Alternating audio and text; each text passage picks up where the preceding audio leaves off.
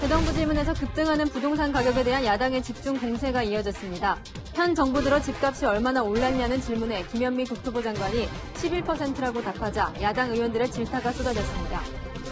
민주당 이해찬 대표가 세종시를 방문해 행정수도 새몰이에 나섭니다. 통합당은 부동산 정책 실패 때문에 여당이 행정수도를 제안했다고 비난했지만 한편으로는 충청 표심을 의식해 적극적인 반대는 하지 못하는 딜레마에 빠졌습니다. 미국 정부가 휴스턴 주재 중국 총영사관에 대해 퇴거 명령을 내리면서 미중 갈등이 최고조에 달했습니다. As far as closing additional embassies, it's always possible. 美方对行动过于疯狂。 수교 41년 만에 최악으로 치닫는 미중 충돌의 원인과 전망 자세히 짚어봅니다. 이인영 통일부 장관 후보자 인사청문회에서 야당은 이 후보자가 주체 사상을 신봉한 것 아니냐며 사상 검증에 나섰습니다. 여당이 국회를 모욕하는 행위라고 반박하며 고성이 오갔습니다. 정부와 여당이 지역 의료 공백을 해소하겠다며 2022학년도부터 10년간 의과대학 정원을 4,000명 늘리기로 했습니다. 대한의사협회는 강력 반발하며 다음 달 총파업을 예고했습니다.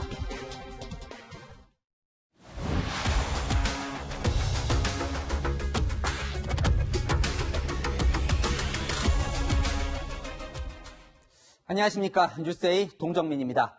지금 국회에서는 경제 분야 대정부 질문이 진행 중입니다. 이 질의가 집중된 건 부동산 정책이었습니다. 이 소관부처 장관인 김현미 국토교통부 장관은 집값이 오른 건 죄송스럽게 생각한다며 사과했습니다. 그러면서도 현 정부 들어 집값은 11%밖에 오르지 않았다고 말했습니다. 이 시민단체나 야당이 제기하는 인상률보다 훨씬 낮은 수치를 이야기하면서 야당 의원들은 야유를 보냈습니다. 첫 소식 강은하 기자입니다. 김현미 국토교통부 장관이 처음으로 부동산 문제에 대해 공개 사과했습니다. 집값이 오름으로 해서 젊은 사람들이나 또 시장에 계시는 많은 분들 중에서 걱정하시는 분들이 많은 것에 대해서는 죄송스럽게 생각합니다. 하지만 부동산 가격 폭등 등 야당의 비판에 대해선 조목조목 반박했습니다. 어느 정도 올랐다고 보시나요? 감정원 통계로 11% 정도 올랐다고 알고 있습니다. 몇 퍼센트요? 11%라고 알고 있습니다. 11%요? 네네. 김 장관이 언급한 11%는 시민단체가 주장한 수치와 큰 차이가 있습니다. 앞서 경실련은 서울 아파트값이 문재인 정부 출범 이후 지난 5월까지 53% 올랐다고 발표한 바 있습니다. 또 김 장관은 향후 공급 물량에도 문제가 없다고 강조했습니다. 저희가 지금 준비하는 것들이 앞으로 5년, 6년 후 2023, 4, 5년 후에 공급되는 겁니다. 사퇴 요구에 대해선 자리에 연연하지 않는다고 답했습니다. 그동안에 수많은 대책을 하면서도 전혀 지금 해결이 안 되고 있는 이런 상황에 대해서 책임을 지고 스스로 물러날 생각 없습니까? 저는 절대 자리에 연연하거나 욕심이 있지 않습니다. 정세균 국무총리는 부동산 정상화를 위해 최선을 다하고 있다며 김 장관 경질론을 일축했습니다. 채널A 뉴스 강은하입니다. 조만간 부동산 공급 대책이 발표가 될 텐데요. 이 새로운 주택 공급 부지로 태릉 골프장과 육군 사관학교 부지가 거론됐었는데 이 정세균 총리는 오늘 육사는 남기겠다고 밝혔습니다. 또 오늘 질의에서는 세금 폭탄 논란도 벌어졌습니다. 이어서 박수유 기자입니다. 정세균 국무총리가 이달 말 발표될 주택 공급 부지에서 서울 노원구 육군사관학교 부지는 제외된다고 밝혔습니다. 공급 대책을 마련 중이죠. 태릉 골프장에 대해서는 수일 내에 발표하게 될 공급 대책에 포함이 될 수 있도록 노력을 하고 있는데 육군사관학교는 거기에 포함되지 않습니다. 태릉 골프장 부지는 청년 신혼부부를 위한 주택 공급에 활용하겠다고 밝혔습니다. 태릉 골프장과 육사부지를 함께 주택 공급 부지로 개발할 경우 주택 2만 호가량을 공급할 수 있는데 육사가 빠지면서 주택 10,000호 규모로 줄었습니다. 부동산 증세에 대해서도 공방이 벌어졌습니다. 야당이 세금 폭탄이라고 비판했지만 정부는 폭탄이 아니라고 반박했습니다. 투기꾼 잡으려고 하는 겁니까? 아니면 세수가 부족해가지고 증세하는 겁니까? 증세 차원에서 접근할 수는 없습니다. 세수 확보를 위해서 이 같은 부동산 세제를 건드리는 것은 있을 수 없습니다. 그래 국가가 국민들한테 피 빨듯이 세금 더 걷는 겁니까? 피 빨듯이 세금을 건다는 건요. 세정정책으로 하는 직원들과 국세청에 2만 명, 관세청에 5천 명이 사기를 꺾는 말씀이십니다. 홍남기 부총리는 1가구 1주택자의 세금이 오르는 것에 대해서도 집값 상승에 따른 자연스러운 인상이라고 설명했습니다. 채널A 뉴스 박수희입니다. 보신 것처럼 오늘 집값 상승에 소관 장관이 사과는 했지만 이 부동산 시장은 여전히 출렁이고 있습니다. 정부가 아직 공급 대책을 발표도 안 했는데 혹시나 재건축 규제가 완화될까 하는 기대감에 강남 일대의 노후 아파트가 들썩이기 시작했습니다. 박정석 기자가 현장에 다녀왔습니다. 17년째 재건축을 추진 중인 대치동의 한 아파트. 지난해 12.16 대책 이후 15억 원 초과 주택 대출 금지에 해당되는 데다 지난달부터는 토지거래 허가구역으로 묶였습니다. 재건축에 부정적이던 민주당이 총선에서 승리한 지난 4월 말에는 전용 면적 84제곱미터의 매매가가 18억 원을 밑돌았습니다. 하지만 최근에는 21억 원에서 많게는 23억 원까지 호가가 올랐습니다. 정부의 주택 공급 대책에 민간 재건축 규제 완화가 포함될 것이라는 기대감이 반영된 겁니다. 실제로 지난 14일에는 허가제 시행 전보다 2천만 원 오른 가격에 매매가 이뤄지기도 했습니다. 재건축 완화 등의 그런 기대감으로 인해서 지금은 불능기 값일 정도로 많이 급등해 있는 상황입니다. 지금 매수 문의가 많이 들어오고 있고 매물을 대거 걷어들이고 있습니다. 잠실 재건축 단지의 전용 면적 76제곱미터 호가도 석 달 전에 비해 4억 원 이상 올랐습니다. 주무부처인 국토부는 공공 재건축 재개발 위주로 공급 카드를 논의 중이라면서도 최대한 다양한 방안을 검토 중이라는 입장도 내비쳤습니다. 전문가들은 정부가 재건축을 허용하더라도 각종 공공기여를 요구할 가능성이 크다고 분석합니다. 정부가 공공재개발 활성화 방안을 내놨기 때문에 이쪽으로도 확대할 가능성이 있는데요. 이렇게 이제 임대주택을 확장하거나 또는 공공재개발을 하게 되면 주민 간의 갈등이 생길 염려도 있습니다. 정부가 주택 공급 대책을 확정하기 전까지는 부동산 시장이 계속 꿈틀댈 것으로 보입니다. 채널A 뉴스 박정서입니다. 높은 양도세를 물며 파느니 자식에게 증여하겠다. 요즘 이런 다주택자들이 많습니다. 최근 3개월 동안 아파트 증여만 2만 건에 육박합니다. 이 때문에 경제부총리가 증여를 막을 방안을 찾겠다고 하자 그 전에 하겠다며 더 많아지고 있습니다. 홍유라 기자입니다. 증여 쪽으로 이렇게 돌려가면서 나타날 수 있는 문제점에 대해서는 정부가 지금 별도로 검토하고 있다는. 이 발언 직후 강남권 아파트 증여는 눈에 띄게 늘었습니다. 지난 11일부터 21일까지 증여 신청 건수는 708건으로 주말을 제외하면 하루 평균 101건에 달했습니다. 예전에는 솔직히 양도 문의가 좀 많았다고 하면요. 요즘은 거의 대부분 주택 갖고 계신 분들이 증여 문의가 많으셔서 좀 한 2-3배는 많이 는 것 같긴 해요. 이미 몇 달 전부터 다주택자들의 증여 움직임엔 속도가 붙었습니다. 올해 2분기인 4월에서 6월 사이 전국에서 18,600건 넘는 아파트 증여가 이뤄졌습니다. 지난 2006년 관련 통계가 나온 이후 가장 많았던 겁니다. 계획하던 아파트 증여 시기를 대폭 앞당기는 경우가 적지 않았습니다. 결국에는 자녀분을 줄 거지만 시기적으로 지금 그때가 아니라고 생각을 하셨는데 시기가 당겨진 거죠. 세금 때문에. 그러자 여권에선 증여 취득세율을 현행 3.5%에서 최대 12% 수준으로 올리는 법안까지 발의했습니다. 세금 폭탄으로 다주택자가 집을 팔도록 유도하는 거지만 전문가들은 양도세를 내리는 게 매물을 늘리는 데 더 나은 방법이라고 조언합니다. 기존에 가지고 있는 사람들을 이제 처분하게 하려면 사실은 양도세를 좀 낮추는 게 낫죠. 정부의 무리한 세금 정책이 의도와 다른 결과를 가져오고 있는 셈입니다. 채널A 뉴스 홍일아입니다. 이 정치권에서는 행정수도 이전 이슈가 이 블랙홀처럼 다른 이슈를 빨아들이고 있습니다. 이 민주당은 행정수도 이전을 추진하는 태스크포스 팀을 꾸린 데 이어 이해찬 대표도 내일 세종시에 출격해 새몰이에 나섭니다. 이 행정수도 이전과 별도로 올해 안에 세종시에 국회 분원을 설치하는 법안을 통과시키겠다는 구상입니다. 전혜정 기자입니다.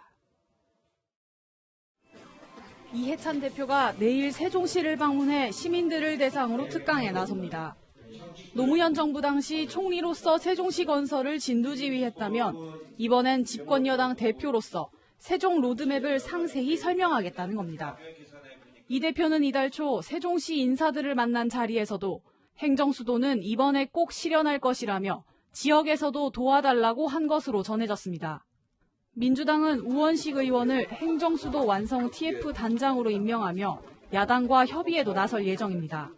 개헌, 국민투표, 그리고 여야 합의에 의한 법률체 개정의 세 가지 방법이 있습니다.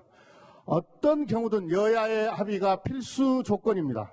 특히 국회 세종 분원 설치를 위해 근거 법안인 국회법 개정안을 연내 통과시키겠다는 구상입니다. 현재 국회 세종 분원을 설치하고 일부 상임위 회의를 세종시에서 여는 국회법 개정안이 발의된 상태입니다. 하지만 국회 분원 설치가 국가 균형 발전 측면에선 별 효과가 없다는 지적도 나옵니다. 국회 옮긴다고 해서 사실 그 지방에 지금 인구 없어지는 그 문제를 막기는 어렵잖아요. 최근에 부동산 가격이라든가 지방 소멸, 수도권 인구 집중에 그것만 가지고는 별 효과가 크지 않다고 생각이 돼서. 국회 분원 설치로 세종시 공무원들의 서울 출장 비용을 일부 줄일 수는 있습니다. 하지만 서울에서 본회의가 열리거나 국회의원들이 정당 업무를 봐야 할 땐 다시 서울로 이동해야 하는 비효율이 발생해 근본적인 해결책은 아니라는 지적입니다. 채널A 뉴스 전혜정입니다. 미래통합당은 행정수도 이전 추진은 국면 전환용이라며 반대하면서도 또 세종시에 국회 분원을 설치하는 안은 가능성을 열어놨습니다. 이 충청권 민심을 고려하면 마냥 반대만 하기도 부담스럽습니다. 이민찬 기자입니다. 조호영 통합당 원내대표는 개헌 없인 행정수도 이전이 불가능하다며 반대의 뜻을 밝혀왔습니다. 수도권 집값 상승하니 행정수도 문제로 관심을 돌리려고 꺼낸 주제다, 이렇게. 지난 2004년 헌법재판소가 위헌 판결을 내린 상황에서 또다시 행정수도 이전을 주장하는 건 부동산 정책 실패를 덮기 위한 이슈 전환용이라는 겁니다. 그런데 오늘은 조금 다른 태도를 보였습니다. 정부 중앙부처 13개, 피감기관 13개가 있는 세종에 국회가 상임위원회를 열 수 있는 정도는 최소한 갖춰야 한다고 봅니다. 국회 세종분원 설치는 검토할 수 있다는 겁니다. 2022년 치러지는 대선과 지방선거를 앞두고 충청권 민심을 의식한 것 아니냐는 분석이 나옵니다. 실제 지난 2002년 대선에서 민주당의 행정수도 이전 공약에 반대했는데 결과는 패배였습니다. 느닷없이 수도 옮긴다는 얘기로 그렇게 막 분란 일으키고 그런 게 아니라 서민 교육을 위한 교육투자 쪽에. 그리고 끊임없이 주택값이 폭등하고 있는 이것을 해결하는 것이 6조가 그렇게 비싸다는 얘기이신지요. 당내 일각에선 민주당보다 더 강하게 행정수도 이전을 주도해야 한다는 목소리까지 나오고 있습니다. 여권이 다시 불지핀 행정수도 이전에 통합당이 갈팡질팡하고 있습니다. 채널A 뉴스 이민찬입니다. 여당의 행정수도 이전 추진이 속도를 내고 있습니다. 진짜 되는 건지 정치부 강지혜 기자와 살펴보겠습니다. 자, 강 기자, 갑자기 이 이슈를 던진 것처럼 보였는데 그냥 하는 말이 아닌 것 같아요. 네, 민주당은 내부적으로도 여론조사를 마쳤고 실제 실행할 수 있는 방법이 있는지 법리적으로도 검토를 마쳤다고 합니다. 그러니까 국회와 청와대가 옮겨갈 그 부지도 어느 정도 정해져 있다면서요? 네, 국회 사무처가 작년에 실시한 연구 용역 결과인데요. 지금 보시는 부지가 새로운 국회터로 가장 유력하게 검토되고 있다고 합니다. 여의도 국회의 1.5배 규모로 국무조정실과 가깝고 앞에는 호수공원, 뒤에는 산이 있습니다. 청와대 후보지도 검토가 되고 있는데 보안상의 이유로 공개는 어렵다고 합니다. 그래도 이제 현실화가 되려면 넘어야 할 절차가 많잖아요. 민주당 어떻게 하겠다 이런 계획이 있습니까? 네, 법리 검토 결과 크게 세 가지 방법이 나왔습니다. 여야 합의로 행정수도법을 고치거나 국민투표에 붙이거나 개헌을 하는 방법입니다. 민주당은 첫 번째 방식을 우선 추진하겠다고 했습니다. 충청 표심이 걸려있기 때문에 미래통합당도 마냥 반대는 하기 어려울 거라는 계산이 깔려있다고 볼 수 있습니다. 그런데 이 명실상부 행정수도 이전이라고 한다면 이 청와대도 이전을 해야 되는 거잖아요? 네, 2004년 헌법재판소 결정문에도 대통령 소재지가 어디인가 하는 것은 수도를 결정하는 데 있어서 특히 결정적인 요소가 된다고 밝힌 바 있습니다. 그런데 이 여당은 이제 시끌벅적한데 청와대는 그런 기류가 아직 느껴지지는 않습니다. 네, 청와대는 아직 공식 입장을 내놓고 있지 않습니다. 청와대 관계자한테 물어봤더니 여야 논의를 살펴보겠다, 국민 여론도 살펴봐야 할 문제라며 말을 아꼈는데요. 논란이 많고 민감한 이슈는 당이 먼저 나서서 분위기를 잡고 청와대는 뒤늦게 해결사로 나서는 경우가 있는데 이번에도 그런 게 아닌가 싶습니다. 청와대에서도 당이 나서서 행정수도 이전을 관철해주면 나쁠 게 없다는 의견도 나옵니다. 그런데 이제 청와대 이전이요. 이 세종로도 못 갔는데 세종시로는 갈 수 있겠느냐 이런 얘기가 나온다면서요. 네, 문재인 대통령 취임 초 발언을 먼저 들어보시겠습니다. 준비를 마치는 대로 지금의 청와대에서 나와 광화문 대통령 시대를 열겠습니다. 광화문 집무실 만들겠다고 약속했는데 2년도 채 되지 않아 공약이 무산됐습니다. 청와대 영빈관, 본관, 헬기장 등 집무실 이외 주요 기능 대체 부지를 광화문 인근에서 찾을 수 없다는 결론을 내렸습니다. 1.6km 떨어진 세종로에도 못 나왔는데 140km 떨어진 세종시로 옮길 수 있겠냐는 지적이 나오는 이유입니다. 청와대를 통째로 옮기는 것보다 제2집무실을 세종시에 만드는 건 어떠냐는 대안도 나오고 있던데 이 모든 과시화되려면 시간이 좀 필요할 것 같습니다. 정치부 강지혜 기자와 살펴봤습니다. 미중 갈등이 극한 충돌 상태로 가고 있습니다. 미국이 불가침 영역이라고 하죠. 제외 공간 폐쇄카드까지 갖고 나왔습니다. 트럼프 대통령이 미국 휴스턴에 있는 중국 총영사관을 폐쇄하라고 명령한 겁니다. 미중 사이에 있는 우리에게 미칠 영향도 적지 않을 것 같습니다. 워싱턴과 베이징 차례로 연결해 보겠습니다. 자, 먼저 워싱턴 김정한 특파원 연결해 보겠습니다. 자, 김정한 특파원, 우리 시간으로 모레 새벽 4시까지 폐쇄하라고 했는데 이렇게 급박하게 통보한 이유가 뭔가요? 네, 미 국무부는 미국의 지적재산권과 개인정보 보호 차원에서 영사관 폐쇄를 결정했다고 밝혔는데요. 중국은 지난 1979년 미국과의 국교 수립 직후 휴스턴에 첫 영사관을 개설했습니다. 그런데 미국은 바로 이 휴스턴 영사관이 중국의 미국 내 스파이 활동 거점으로 보고 있습니다. President Trump has said enough. We are setting out clear expectations for how the Chinese Communist Party is going to behave. And when they don't, we're going to take actions. 최근 휴스턴 주재 중국 총영사 등이 중국인 2명을 공항까지 바래다주는 과정에서 위조 신분증을 이용하다 적발됐고 휴스턴 지역 의료 관계자를 대상으로 민감한 연구 자료 등을 캐내려 한 혐의 등으로 FBI의 조사를 받고 있는 것으로 알려졌습니다. 폐쇄 통보 직후 중국 총영사관 직원들이 쓰레기통에 문서를 채워넣고 태우는 장면이 포착돼 증거인멸에 나선 것 아니냐는 해석을 낳기도 했습니다. 네, 휴스턴 말고 다른 영사관도 추가로 폐쇄할 수 있습니까?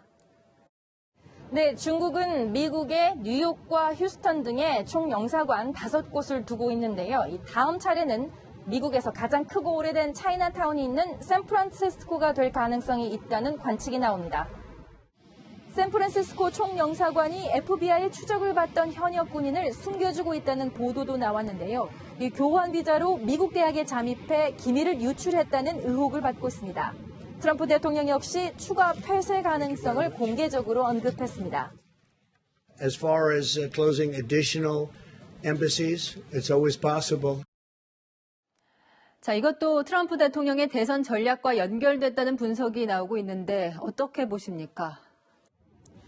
네, 절반은 맞고 절반은 확실치 않다고 볼 수 있을 것 같습니다. 이 코로나19로 강해진 반중 정서를 겨냥한 미 대선 전략 차원으로도 풀이되지만 그동안의 미국 내 중국 스파이 활동을 겨냥한 철퇴 성격도 짙기 때문입니다.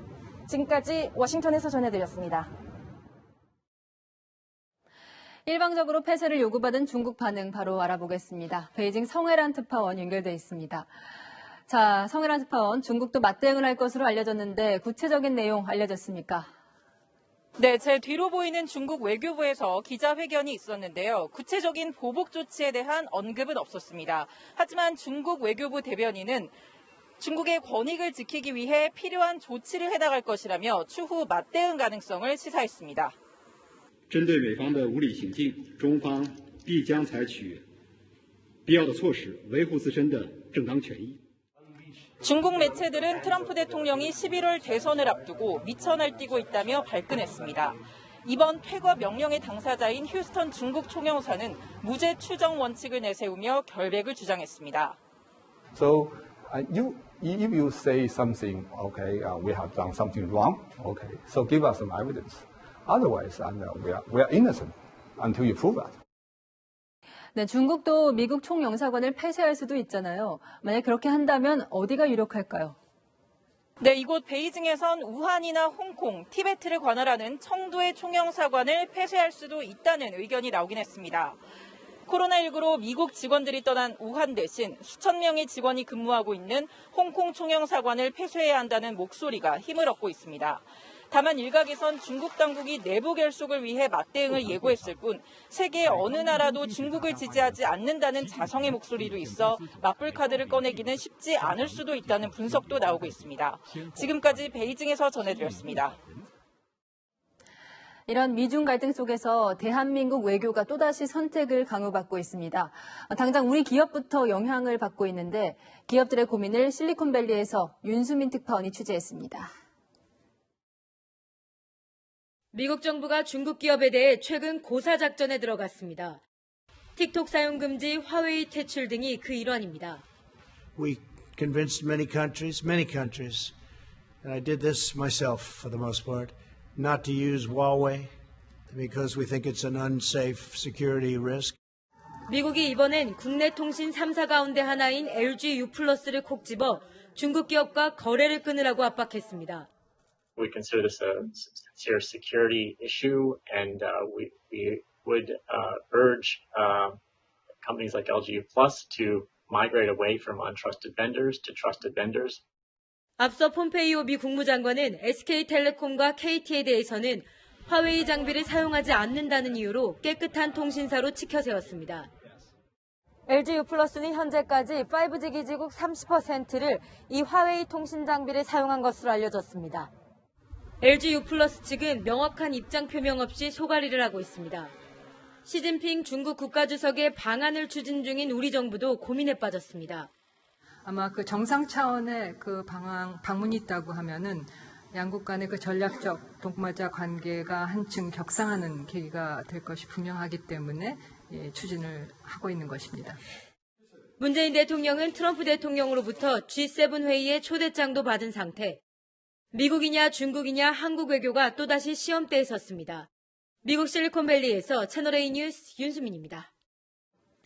트럼프 대통령, 나라 안에서는 시위 세력과 각을 세우고 있습니다.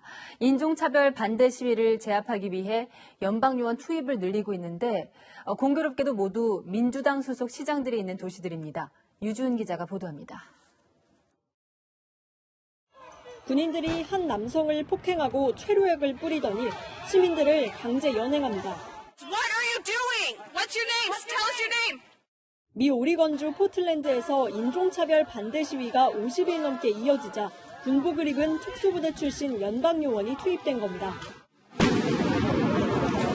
도시를 최루탄이 뒤덮고 강제 진압이 이어지자 비폭력을 주장하는 나치 시위자까지 등장했고 엄마 시위대는 손에 꽃을 든 채 시위대 보호에 나섰습니다. 하지만 트럼프 대통령은 물러설 생각이 없습니다. This bloodshed will end. Today I'm announcing a surge of federal law enforcement into American communities plagued by violent crime. 오히려 포틀랜드뿐 아니라 다른 지역까지 연방요원 투입을 확대하겠다고 밝혔습니다.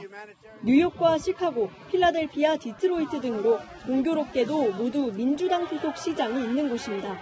좌파 성향의 시장이 공권력을 무력화시키고 반정부 시위와 폭력 범죄를 부추기고 있다고 보는 겁니다. 트럼프 대통령은 지난달 잠자던 중 강도의 총에 맞아 숨진 4살 백인 소년의 이름을 따 레전드 작전이라고 명명했습니다. 해당 도시들은 반발하고 있습니다. It's an affront to democracy, but let's stay safe and let's remember we're in the midst of a pandemic. 11월 대선을 앞두고 인종차별 항의로 촉발된 공권력 투입이 정치 싸움으로 변질될 조짐을 보이고 있습니다. 채널A 뉴스 유주은입니다.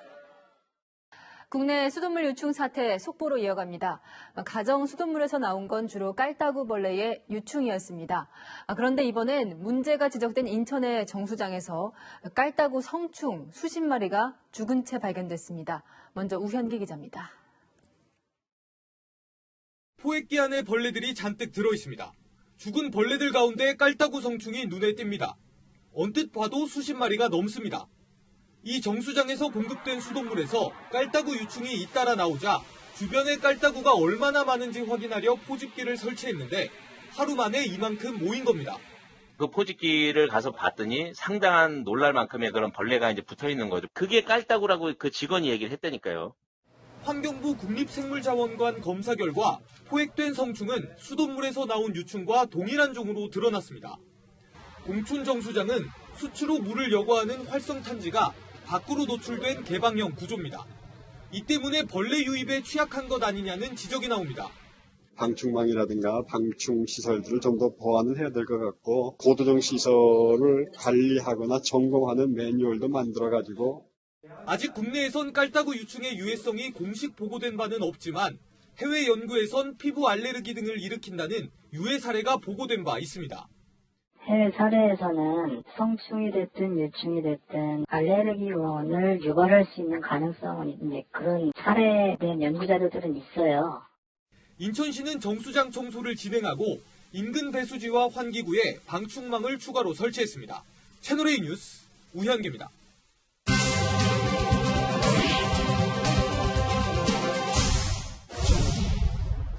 수돗물 벌레 신고하셨다고 해서요. 이렇게 벌레 좀 보여주실 수 있나요?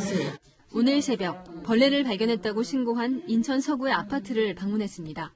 치수질을 하다가 우리 아가 바다 신청받으니까 이제 알았던 일이지. 아이고 징그러. 물에서 나오는 거 그냥 징그럽다. 그렇죠. 매 밥을 해먹고 한 물인데 별거를 다 복사하겠어.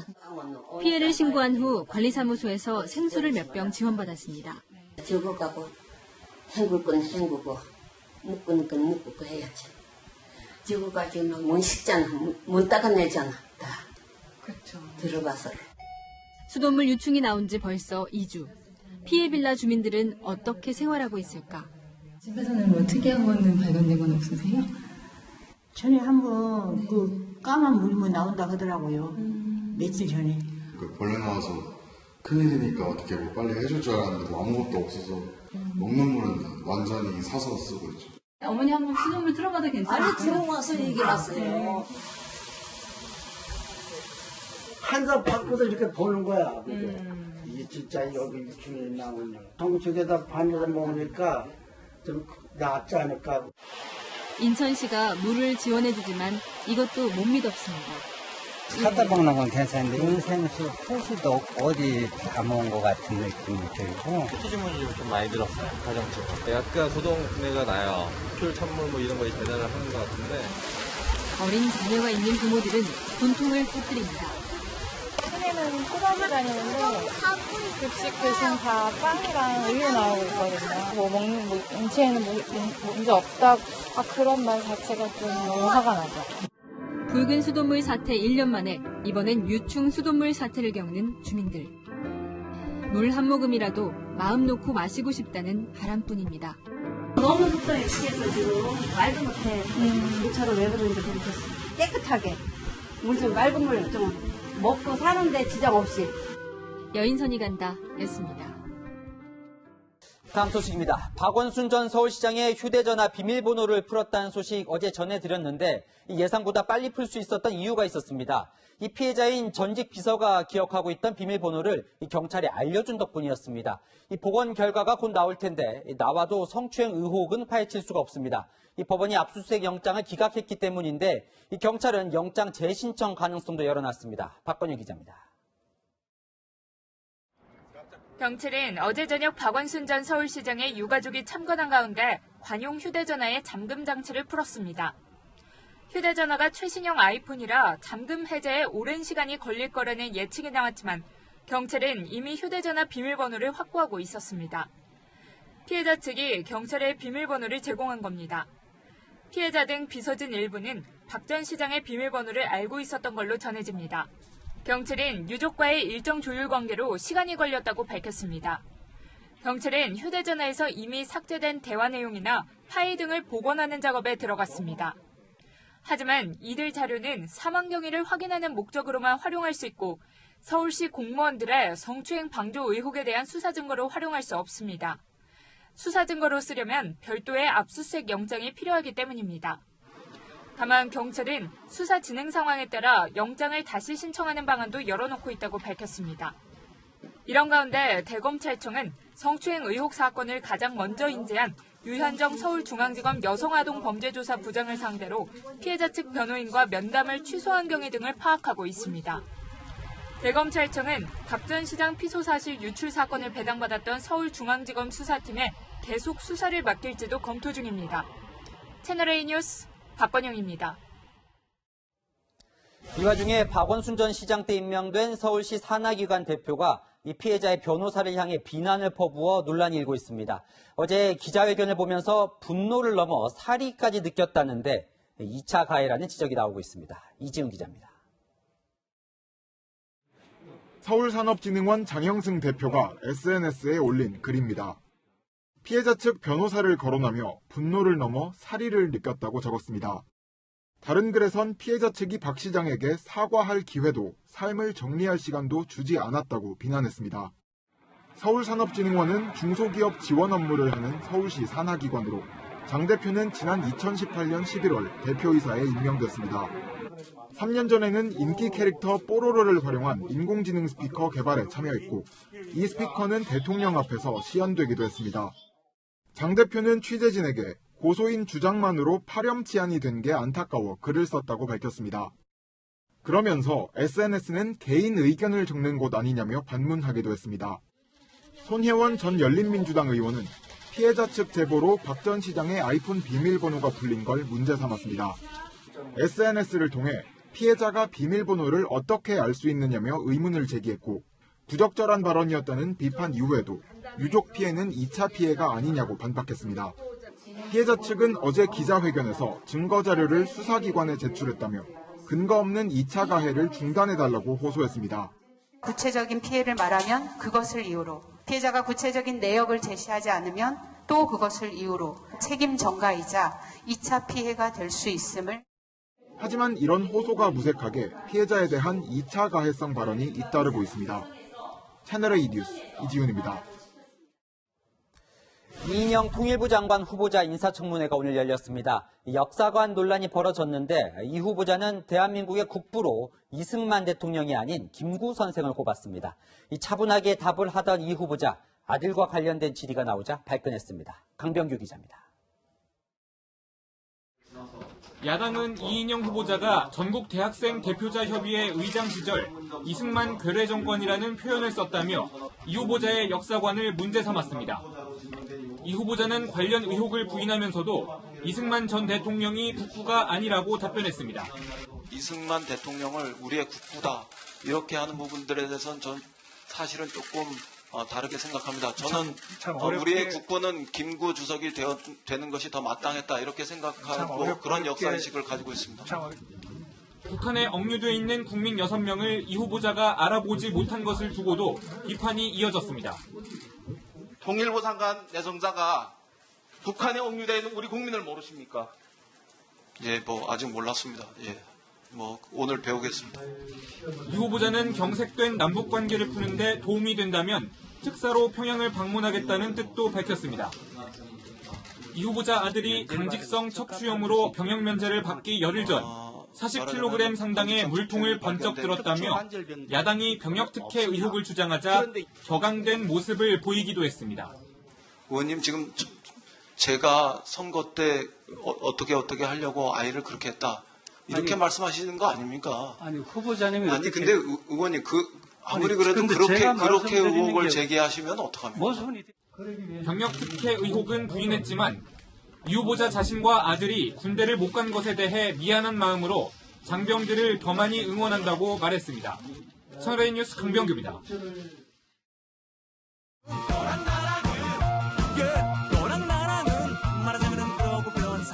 야랑야랑 시작합니다. 정체부 이동은 기자 나와 있습니다. 첫 번째 주제 보겠습니다. 자, 네가 주체 사상을 알아. 이 북한의 통치 이념인 주체 사상이 오늘 청문회에서 뜨거운 논란이 됐어요. 네, 탈북자 출신인 태영호 미래통합당 의원이 오늘 이인영 통일부 장관 후보자 청문회에서 이 주체 사상 논쟁을 벌였는데요. 영상으로 준비했습니다. 제가 김일성 주체 사상 원조 맞지요? 네? 주체 사상의 원조 맞죠, 제가? 원조시라고요? 잠깐만요. 그런데 이 자기가 주체 사상의 원조가 맞냐? 이건 왜 물어보는 겁니까? 학생 운동권 출신인 이인영 후보자가 사상 전향을 했는지 확인하기 위해서입니다. 조금 더 보시죠. 나는 주체 사상을 버렸다. 너는 주체상 신봉자 아니다. 라고 하신 적 있습니까? 공개 선언 같은 거. 저에게 사상 전향 여부를 다시 물어보시는 것은 아직 남쪽의 민주주의에 대한 이해도가 떨어지는 것이다. 나는 이제 주체상 버렸다. 이게 뭐 그렇게 힘든 말입니까? 그 당시에도 주체사상 신봉자는 아니었고 지금도 아니다. 그러니까 태 의원은 이 후보자의 과거를 지적하려는 것 같고 이게 이 후보자는 왜 사상 검증을 하려고 하느냐 이런 반발인 것 같은데 이 설전이 이 두 사람 사이에서 끝난 게 아니었죠? 네, 다른 민주당 의원들도 태 의원이 탈북자라서 뭘 몰라서 저런다는 식으로 지적했습니다. 물론 80년대 우리 상을 모르시기 때문에 그런 이해 부족이라고는 할 수가 있겠으나 대한민국 출신의 4선 국회의원 그리고 통일부 장관 후보에게 어떻게 주체 사상을 포기하라 전향했느냐. 고민정 의원은 북한 외교관 언어가 아닌 대한민국 국회의원으로서의 품격을 기대한다고 했습니다. 탈북자 티내지 말고 품격을 지켜라 이 말인데요. 품격 당연히 지켜야 하지만 출신을 문제 삼아서는 안 될 것 같습니다. 21대 국회 외통위는 이 탈북자 출신 야당 의원과 이 장관들이 계속 부딪힐 것 같네요. 다음 주제 보겠습니다. 자, 이 부먹, 찍먹 하면 이 탕수육 먹을 때 이 부어 먹냐, 찍어 먹냐 이걸 줄임말인데 이게 이낙연 의원과 연관이 있습니까? 있습니다. 요즘 온라인에서는 이낙연 의원이 이 탕수육 먹는 방법을 소개한 글이 화제입니다. 그래요. 이 의원은 어떻게 먹는데요? 누리꾼들이 상상으로 만들어낸 패러디물입니다. 누군가 이낙연 의원에게 의원님 탕수육 부먹하십니까? 찍먹하십니까? 물으면 이 의원은 적절하지 않아 보입니다. 이렇게 답변을 피할 거라는 거죠. 그러니까 이 현안의 답을 피하는 이낙연 의원의 이 애매한 화법을 풍자한 거군요. 맞습니다. 그런데 이낙연 의원은 총리 시절 때는 사이다 발언으로 아주 화제를 모았습니다. 한국이 대북대화 구분을 하는 거지 같다는 그런 기사가 나왔겠습니다. 의원님이 한국 대통령보다 일본 총리를 더 신뢰하고 있다고 생각하지는 않습니다. 세심함이라는 말은 그런 데 쓰는 말이 아니죠. 저도 의원님만은 못하지만 저도 9억개나 했습니다. 가르쳐 주셔서 감사합니다. 그래요. 이게 위트 있으면서도 이 메시지가 명쾌했던 게 강점이었는데요. 이 차기 대선 주자 지지율 1위가 돼서 좀 조심하는 걸까요?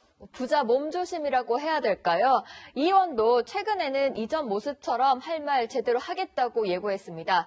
오늘 행정수도 이전과 관련해서도 대표 임기 안에 결론을 내릴 수 있다면 그게 최상이라면서 확실한 의사를 밝혔습니다. 네, 그런데 이 기자 마치기 전에 이거 물어봐야죠. 이낙연 의원은 그래서 찍먹입니까? 부먹입니까? 저는 때마다 다른데요. 저는 부먹인데 이낙연 의원은 찍먹이라고 합니다. 그래요? 네, 이 명쾌하면 또 책임과 논란도 커지니까요. 이 의원이 본격적인 시험대에 선 것 같습니다. 지금까지 야랑야랑이었습니다. 피해액이 수천억 원에 달하는 라임 사태 수사 중에 처음으로 정치인이 구속됐습니다. 지난 총선 때 부산에서 더불어민주당 후보로 출마했고 과거 노사모 부산 대표를 지낸 이상호 씨입니다. 라임 자산운용의 돈줄 역할을 한 김봉현 전 스타모빌리티 회장에게서 8천만 원 넘는 금품을 받은 혐의입니다. 이은우 기자입니다. 서울남부지법이 정치자금법 위반 등의 혐의로 구속영장을 발부한 인물은 이상호 더불어민주당 부산 사하을 지역위원장입니다. 이 씨는 라임 자산운용의 돈줄로 지목된 김봉현 전 스타모빌리티 회장에게 8천만 원이 넘는 금품을 불법 제공받은 혐의를 받고 있습니다. 검찰은 이 씨가 이 중 3천만 원은 돈으로, 나머지 5,600만 원은 김 전 회장이 실소유주인 회사 주식으로 받은 걸로 의심하고 있습니다. 도피 중 검거된 김봉현 전 회장은 정관계를 상대로 전방위 로비를 했다는 의혹을 받아왔습니다. 라임 검사 정보 외에 또 어떤 로비 하셨습니까? 구속된 이 씨는 과거 노무현을 사랑하는 사람들에서 미키루크라는 필명으로 활동했고 2002년 대선 당시 노사모 부산 대표를 지낸 인물입니다. 지난 2017년 대선에선 문재인 후보 캠프에서 현장 조직을 맡아 활동했고 지난 4월 총선에선 부산 사하을 지역구에 더불어민주당 후보로 공천받아 출마했지만 낙선했습니다. 이 씨는 라임 사태가 불거진 뒤 불법 정치자금을 받았다는 의혹이 제기되자 김 전 회장이 투자 상담을 요청해 만난 적은 있지만 거절했다는 취지의 글을 SNS에 올리기도 했습니다. 검찰은 이 씨 외에 김 전 회장이 추가로 금품 로비를 한 정관계 인물이 있는지 수사 중입니다. 채널A 뉴스 이윤우입니다. 5천억 원이 넘는 펀드 판매액의 절반의 환매가 중단된 옵티머스 사태. 금감원이 작심 사기극이었다는 결론을 냈습니다. 100% 믿으셔도 됩니다. 그러는 바람에서 가지고 있던데 노후 자금, 또 우리 집사람 모아놓은 비상금. 수많은 투자자 대부분이 고령자거나 절박한 노후 자금을 투자한 사람들이었습니다. 야권에서는 여권의 권력형 비리 가능성까지 제기합니다. 안건우 기자입니다. 옵티머스 자산운용이 돌연 환매 중단을 선언한 건 지난달 18일. 사모펀드 실태조사에 나선 금융감독원이 현장 검사를 하겠다고 통보한 지 엿새 만이었습니다. 지난 한 달간 조사한 결과 금감원은 처음부터 옵티머스 측이 사기극을 벌였다고 결론냈습니다. 이들은 안정적인 공공기관 채권에 투자한다며 투자자들을 끌어모았습니다. 하지만 공공채권 투자는 단 한 차례도 없었고 실제로는 상장도 되지 않은 주식 등 부실 자산에 투자됐습니다. 대표는 자신의 계좌로 자금을 빼돌리는 등 투자금을 쌈짓돈처럼 사용했습니다. 옵티머스 펀드 판매액은 5,200억여 원, 지금까지 2,400억 원의 환매가 중단됐고 나머지도 원금을 되돌려받기 어려워졌습니다. 투자자의 절반 가까이는 60대 이상의 고령자였습니다. 공공채권이고 절대 불안할 염려도 없고 100% 믿으셔도 됩니다. 노후자금 마련해놓은 거 있으면 여기다 다 넣어라. 제가 나이가 있어서 이제 아들이 장가갈 때가 됐으니까는 결혼자금으로 제가 현찰을 가지고 좀 있었던 거죠. 이 펀드 중 84%를 판매했던 NH투자증권마저 보상한 결정을 차입회에 미루고 있습니다. 야당은 이번 사건과 여권 인사들의 유착 의혹이 있다며 철저한 수사를 요구하고 있습니다. 옵티머스 사내이사로 최근 구속된 윤모 변호사의 부인은 청와대 민정수석실 행정관으로 근무하다 최근 사퇴했습니다. 전직 옵티머스 대표 이혁진 씨는 2012년 대선에서 문재인 캠프의 금융정책 특보로 일하는 등 민주당에서 활동했습니다. 2012년도에는 서초갑에 출마한 걸 볼 수 있었고요. 이번에 더불어경제실천본부 대변인을 맡게 된 이혁진입니다.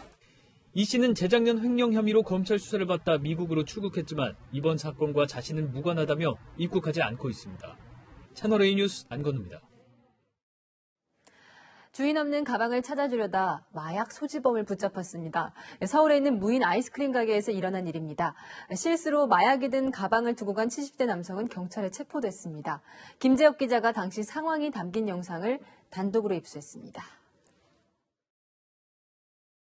무인으로 운영되는 아이스크림 판매점에서 남녀 손님이 흰색 가루가 든 비닐봉투를 들고 112로 전화를 겁니다. 상점 선반에 누군가 두고 간 갈색 가방에서 마약으로 의심되는 물건을 발견하고 바로 신고한 겁니다. 30분 전 이 가게 CCTV에는 가방을 두고 간 70대 남성이 찍혔습니다. 선반에 갈색 가방을 내려놓고는 아이스크림을 골라 계산한 뒤 가방을 두고 나간 겁니다. 무인 계산대 이용이 서툴러 다른 손님에게 도움을 받은 뒤 가방을 챙기는 걸 깜빡한 걸로 보입니다. 남성이 가방을 찾으러 가게로 돌아왔을 때는 이미 신고를 받은 경찰관이 출동해 있었습니다. 경찰은 남성의 신분증을 확인한 뒤 곧바로 현장에서 체포했습니다. 조사 결과 가방 속 흰색 가루의 정체는 필로폰이었습니다. 필로폰은 작은 비닐백 여러 개의 소포장 형태로 담겨 있었습니다. 70대 남성을 상대로 마약 검사를 실시한 결과 필로폰 투약 양성 반응이 나타났습니다. 경찰 관계자는 남성이 진술을 거부하고 있다고 밝혔습니다. 경찰은 남성을 마약류 관리법 위반 혐의로 구속하고 마약의 출처와 추가 유통 여부를 확인하고 있습니다. 또 투약이나 유통을 도운 공범이 있는지도 조사하고 있습니다. 채널A 뉴스 김재혁입니다. 흰색 참새, 좋은 소식을 가져다 준다고 하는 희귀한 새인데 춘천에 찾아왔습니다. 그런데 사진을 찍어보겠다는 사람들 때문에 편하게 지내진 못하고 있습니다. 강경무 기자가 현장에 다녀왔습니다. 모여 모이를 쪼고 있는 참새들. 온몸이 하얀 참새 2마리가 시선을 끕니다. 길조로 여겨지는 흰 참새입니다. 알비노, 이른바 백화 현상 때문에 생기는데 100만 마리 중 1마리꼴로 나타나는 것으로 알려져 있습니다. 흰 참새가 2마리 나왔다는 소식에 주민들은 크게 반기면서도 걱정 또한 커졌습니다. 소문을 듣고 몰려든 아마추어 사진작가들과 사진 동호 회원들 때문입니다. 비가 내리는 궂은 날씨인데도 전국에서 모인 작가들이 흰 참새 사진을 찍고 있습니다. 사진 맨날 똑같은 걸 찍으면 그렇잖아요. 귀하다고, 평화로운 것도 쉽게 얘기하면 귀하다고. 일부 작가들은 원하는 사진을 찍기 위해 모이를 잔뜩 뿌리는가 하면 그게 뭘 주는 거예요? 들게? 다른 새들을 내쫓기도 합니다. 결국 주민들은 새에게 먹이를 주지 말라는 안내물을 내걸었습니다. 사진을 찍되 좀 소란스럽지 않게 해주시고 최대한 참새가 도망가지 않을 정도로 조심해 주시는 게 저희 그 바람이죠. 조류 전문가들은 먹이를 주는 행위가 참새의 안전을 위협한다고 지적합니다. 새에게 스트레스를 주고 천적에게 노출될 위험도 높아지기 때문입니다. 1년 이내에 사망하거나 외부의 천적에 의해서 죽게 마련입니다. 새들에게 몰려들어가지고 상쾌하고 먹이도 주고 이건 창피한 일이고. 좋은 사진 한 장 건지겠다는 욕심 탓에 흰 참새들의 순환이 이어지고 있습니다. 채널A 뉴스 강경모입니다.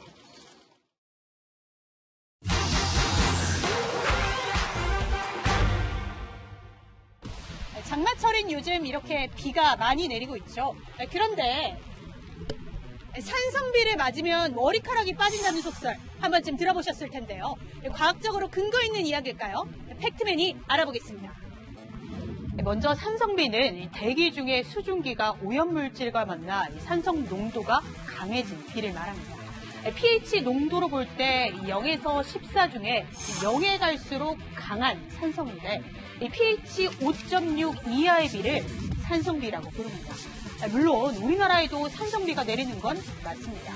국립환경과학원 자료를 보면 우리나라에서 내리는 비의 연평균 산도는 pH 4.3에서 5.8로 측정되는데요. 그렇다면 비를 맞으면 정말 머리카락이 빠질까요? 팩트맨이 직접 측정해봤습니다. 팩트맨이 오늘 내린 빗물을 모아 빗물의 pH 시험지를 담갔습니다. 노란색 시험지가 연두색으로 변하는데요. 빗물의 산도 pH 6에서 7입니다. 이번엔 산성음료로 알려진 콜라의 산도를 재보니 붉은색 pH 3이 나옵니다. 오렌지 주스는 pH 4로 콜라, 오렌지 주스가 빗물보다 산도가 더 강했습니다.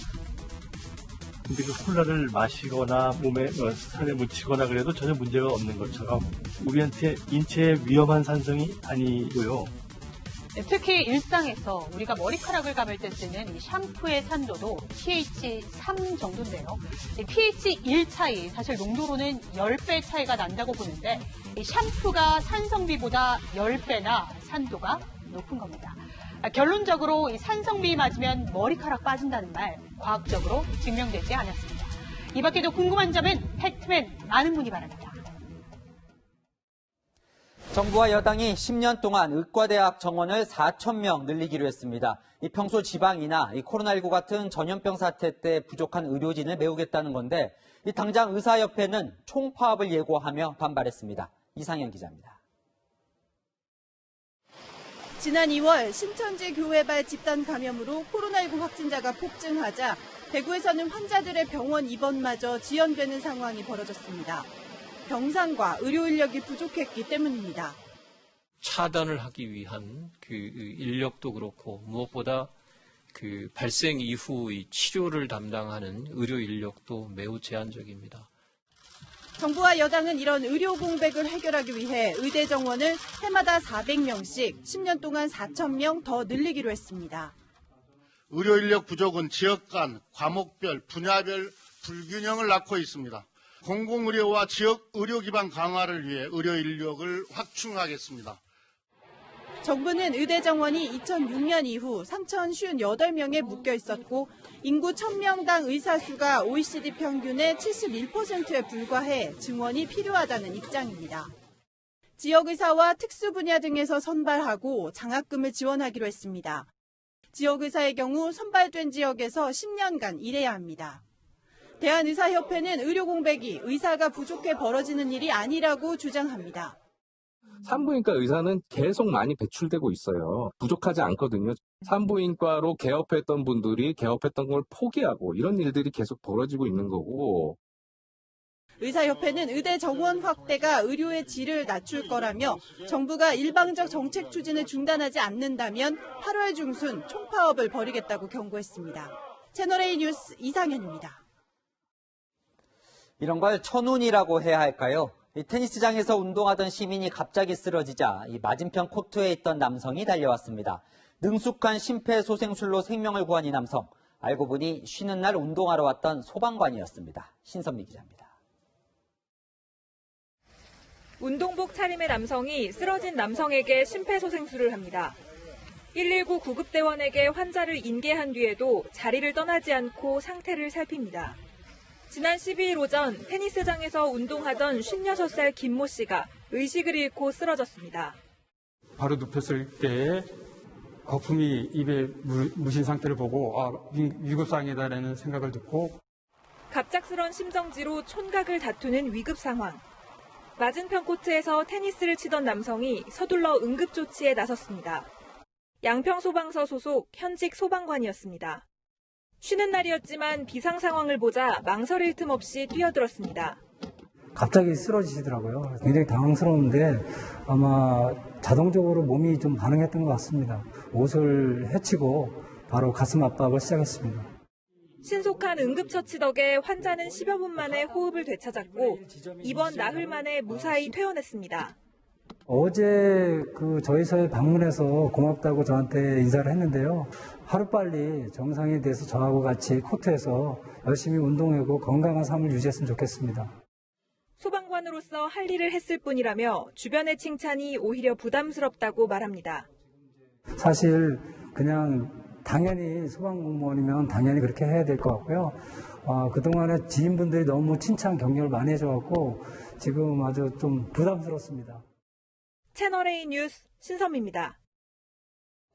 방금 멋진 소방관 소식 전해드렸는데 지난해 독도 해상에서 응급 환자를 구조하러 갔다 헬기 추락 사고로 숨진 소방대원들도 기억나시죠? 돌아오지 못한 5명의 영웅에게 오늘 영예로운 제복상이 수여됐습니다. 이 상을 대신 받은 부모들은 기쁨과 그리움을 감추지 못했습니다. 구자준 기자입니다. 당신들이 자랑스러운 대한민국 소방의 항공대원이었음을 기억하겠습니다. 10월의 마지막 날 밤, 독도 해상의 응급 환자를 구조하러 헬기에 오른 5명의 소방대원들. 하지만 이륙 직후 헬기가 추락하며 5명의 영웅이 꽃다운 생을 마감했습니다. 차가운 바닷속에서 이어진 39일간의 수색작전. 애타게 기다린 시신 발견 소식이 오히려 다른 가족의 누가 될까 사과하고 위로하던 모습은 지금까지도 마음을 아프게 합니다.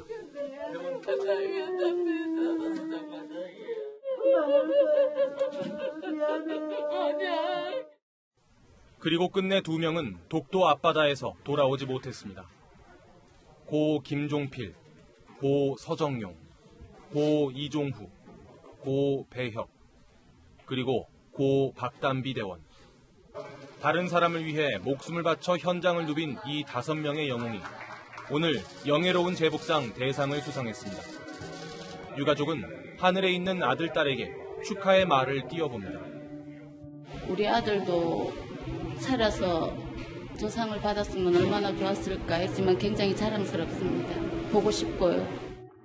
우리 딸 생각하면서 엄마, 담비 엄마로서 열심히 살아갈게. 우리 딸 사랑해. 고마워. 축하해. 채널A 뉴스 구자준입니다.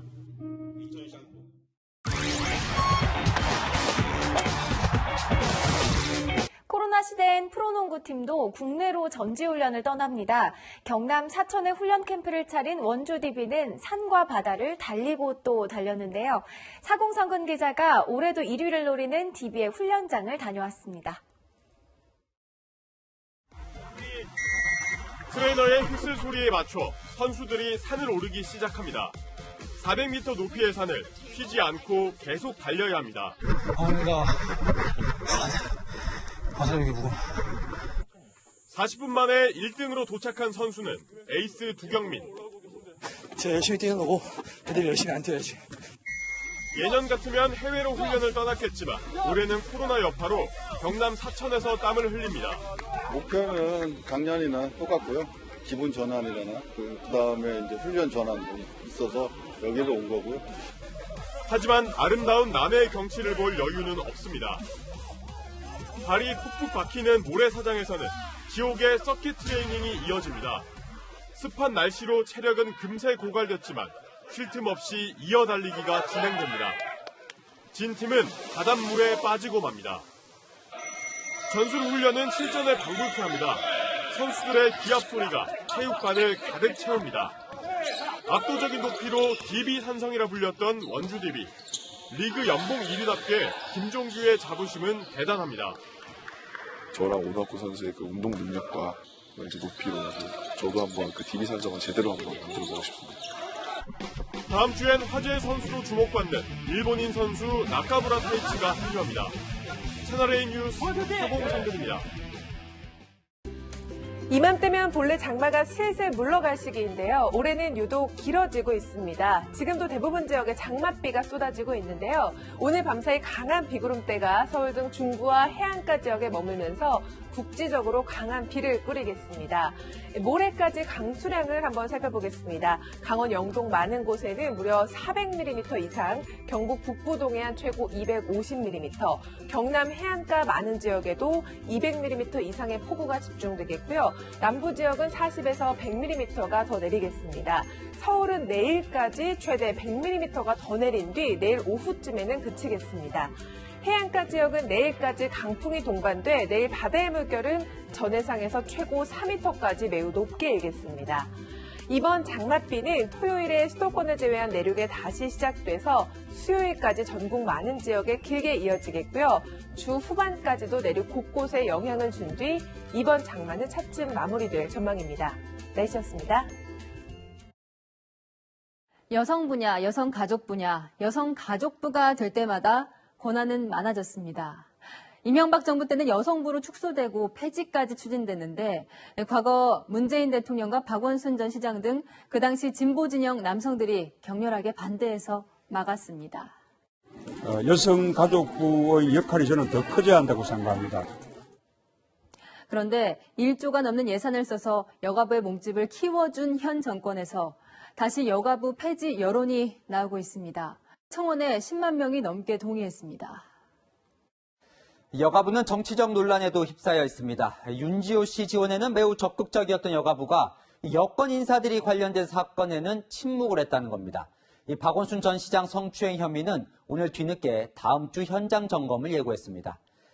이렇게 해야 할 일이 많은 부서인데 이것보다 아픈 비판은 없을 듯합니다. 여가부 스스로 존재 이유를 보여주기 바랍니다. 내일도 뉴스입니다.